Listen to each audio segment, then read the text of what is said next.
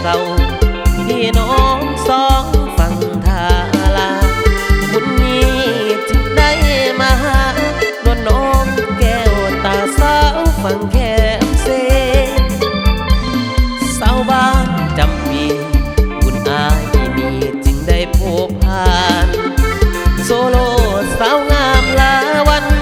คิดฮอดจึงหันเยี่ยมยามถามข่าวเดือนเนื้อเดือนตาย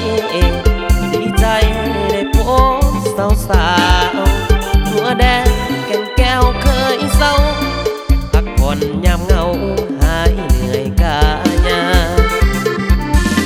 สาวผู้ทอง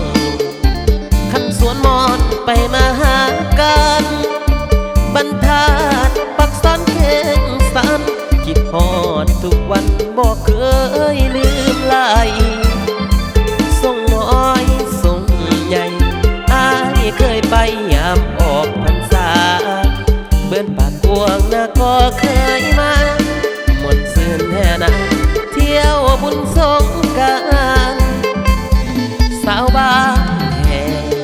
สาวบ้านแก่ผู้ตาคนงามพระบาทอายเคยไปยามเที่ยวบุญเดือนสามฟ้อนละมงเกี่ยวกันสาวบ้านท่าหลวงอายเป็นห่วงท่าสารคามสาวห้วยปูนอุดมยังจำก่อนเคยสัมผัสสาวฝั่งเสดู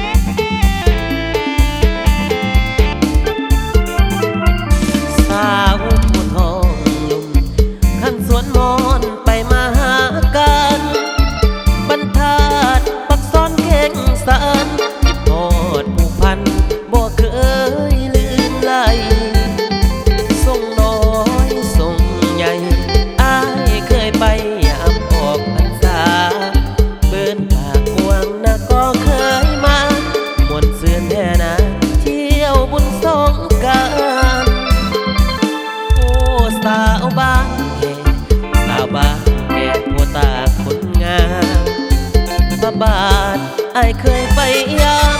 เที่ยวบุญเดือนสามฟ้อนละมงเกี่ยวกันสาวบ้านท่าหลวงอายเป็นห่วงท่าสารคามสาวห้วยปูนมุงอุดมยังจำก่อนเคยสัมพันธ์สาว